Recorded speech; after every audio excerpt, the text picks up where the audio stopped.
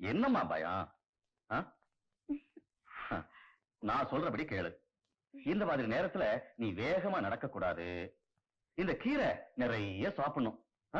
அதுக்கப்புறம் இந்த பப்பாளி பழம் இருக்கே, அது நீ சாப்பிடவே கூடாது. அப்புறம் இந்த பலவான பொருள் எதையுமே நீ தூக்க கூடாது. ஆமா. பரவாயில்லையே, நிறையவே தெரிஞ்சு வச்சிருக்கீங்களே. உனக்காக டாக்டர்கிட்ட விசாரிச்சு வச்சிருக்கேம்மா. அதற்கிட்ட முதல்ல நீ உட்கார் உட்கார். பாத்து பாத்து பாத்து மெதுவா மெதுவா மெதுவா. ஏமாமா, உங்களுக்கு குறையில்லாத பேர குழந்தை வேணுமா இல்ல குறையுள்ளதா வேணுமா? என்னம்மா இப்படி கேக்குற? இல்ல, இந்த மாதிரி நேரத்துல ஆசை நிறைவேறாம போயிட்டா குறையுள்ள குழந்தை பிறக்கும்னு சொல்றாங்களே, அது உண்மையா? அது உண்மையா பொய்யோ? அந்த விஷ பரீட்சை எல்லாம் வேண்டாமா. உனக்கு என்ன வேணும் சொல்லுமா. எனக்கு 2 மாங்காய் வேணும் மாமா. இவ்வளவுதானா? ஒரு நிமிஷம் இருமா.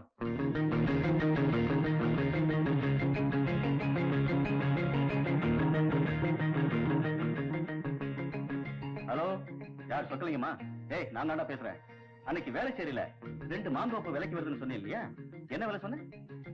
2 லட்சமா? உடனே முடிச்சிரு. எனக்கு 2 மாங்காய் தான் வேணும், 2 லட்சத்துக்கு வேண்டாம். அம்மாடி, சாதாரண ஆளோட மருமகளுக்கு மசக்கேன்னா 2 ரூபாய்க்கு வாங்கினா போதும். ஆனா தணிகாச்சலத்தோட மருமகளுக்கு மசக்கேன்னா 2 லட்சத்துக்கு வாங்க வேண்டாமா? யாரா இருந்தாலும் 2க்கு மேல வேண்டான்னு வாங்க. அப்போ 3க்கு பிறகு வேண்டவே வேண்டாம் பாங்களா? டேய் பாபு, இங்க வாடா. இந்த மாதிரி நேரத்துல பொண்டாட்டி எதை ஆசைப்படுறான்னு தெரிஞ்சுக்கிட்டு அதை வாங்கி கொடுக்க வேண்டாம். அதெல்லாம் ஒண்ணும் கிடையாது. எவனாவது ஏமாந்தவன் கிடைச்சான்னா அவன் தலையில சுத்தமா முளை அரைச்சிட வேண்டியது.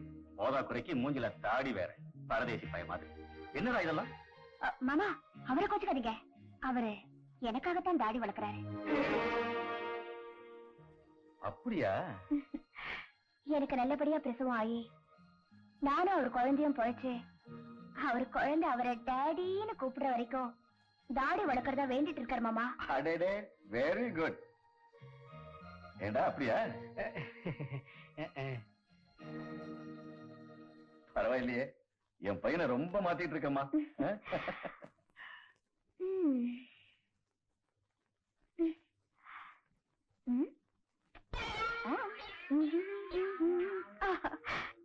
எனக்கு நல்லபடியா பிரசவம் ஆகி நானும் அவர் குழந்தையும் பொழைச்சு அவர் குழந்தை அவரை டாடின்னு கூப்பிடுற வரைக்கும் தாடி வளர்க்கறதா வேண்டிட்டு இருக்காரு மாமா.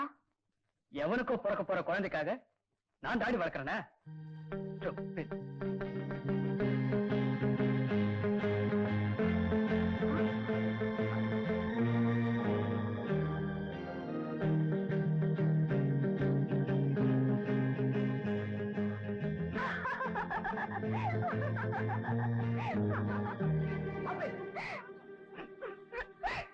நீங்க தாடி எடுக்கணும்னு தான் அப்படி சொன்ன. எப்படி ஐடியா?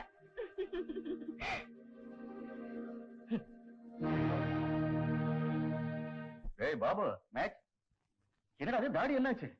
உன் பொண்டாட்டி வேண்டுதல்னு சொன்னா ஏன் எடுத்துட்ட? இப்ப சரியா மாட்டிக்கிட்டா. அதுவா? அவளையே கேளுங்க.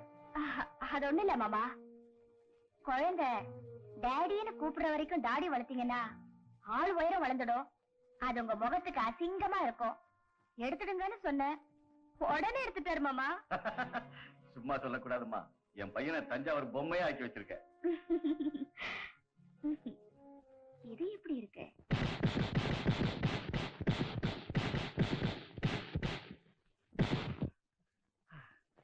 செய்யறதெல்லாம் செஞ்சுட்டு ஒண்ணும் தெரியாத பாப்பா மாதிரியா பாக்குற?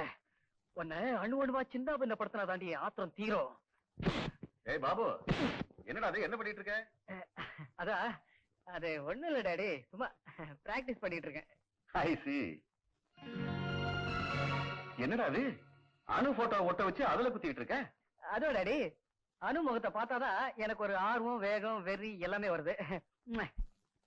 அப்படியா? Very good very good. Then continue பண்ணு. Thank you daddy. ஏண்டி, எதுக்கு எடுத்தாலும் எங்க அப்பா உனக்கு வக்காலத்து வாங்குறாருல, அந்த தெம்பு திமிரு தானடி உனக்கு.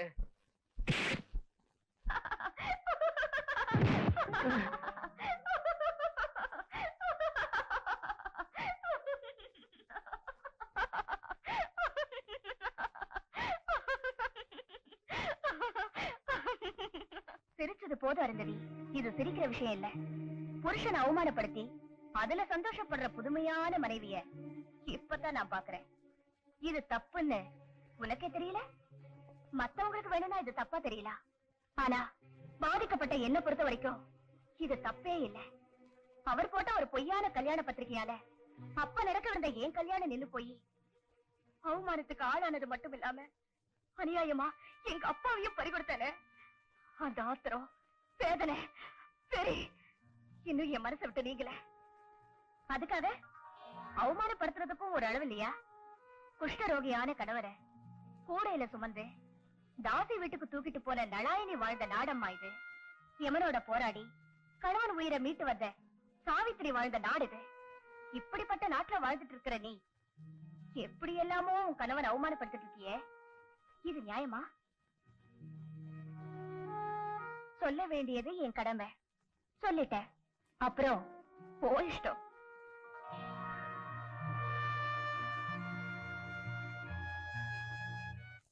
அப்படியா விஷயம்? இந்த குழந்தைக்கே 2 மாந்தோப்பு வாங்குறேங்கிறாரா? என்னவோ இந்த குழந்தைக்கு மரியாதையா பேசும். இந்த வீட்டுக்கே வாரிசாக்கும். மன்னிக்கணும், நான் தமாஷ் பண்ணேன். அப்போ வந்த விஷயத்தை பேசுவோமா? ஓ, தாராளமா பேசுவோம். நீங்க சொல்லுங்க. கண்ணா, வந்த விஷயம் என்ன? வளகாப்பு. ஆமா, வளகாப்பு. கரெக்ட். இந்த வளகாப்பை எப்ப வச்சுக்கலாம்? தாயில்லா பொண்ணு, வாயு வயிறுமா இருக்கு. நாம செய்ய வேண்டிய சம்பிரதாயங்களை செய்து முடிக்கிறது நம்ம கடமை இல்லைங்களா? செய்திருவோம். சொக்கலிங்கம், இந்த வளகாப்பு சம்பிரதாயம் என்ன? சம்பிரதாயம் தானே. வந்து வந்து சம்பிரதாயம் என்ன? இவ்வளவு பெரிய மனுஷனா இருக்கீங்க, இது கூட தெரியல. சம்பந்தி, இந்த சம்பிரதாயம் என்ன? சும்மா சிரிக்காதம்மா. இன்னைக்கு உலகத்துல பாதி ஆம்பளைங்களுக்கு இந்த சம்பிரதாயம் எல்லாம் சரியா தெரியாது. இப்போ நான் என்ன பண்றேன், எனக்கு ஏத்த மாதிரி ஒரு பொம்பளைய பார்த்து இந்த சம்பிரதாயத்தை விசாரிச்சுடுறேன்னு சொன்னேன். சரி, ஃபங்க்ஷன் எப்போ வச்சுக்கலாம்? அதான் நான் ஏற்கனவே முடிவு பண்ணியாச்சு. வர்ற வெள்ளிக்கிழமை வளகாப்ப வச்சுக்குவோம். ஏண்டி, வர்ற வெள்ளிக்கிழமை உனக்கு வளகாப்பு விழாவா? ஆமாங்க.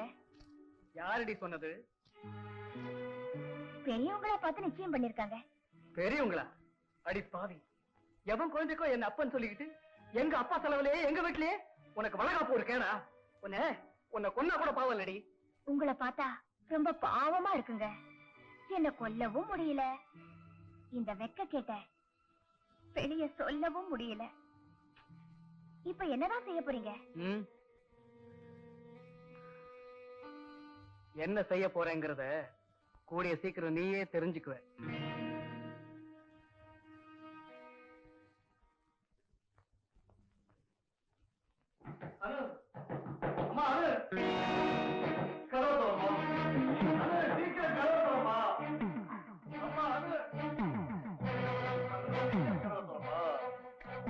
மாமா, அம்மா அனு, பாபு போயிட்டாமா.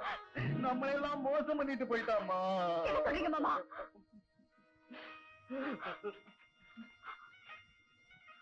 எனக்கு மனைவியா வந்து என் மன அமைதியை கெடுத்த பாவியே, உன்னை கொல்லவும் முடியல, இந்த வெக்க கேட்ட வெளிய சொல்லவும் முடியல அப்படின்னு நீ சொன்னியே, அது உண்மைதான்.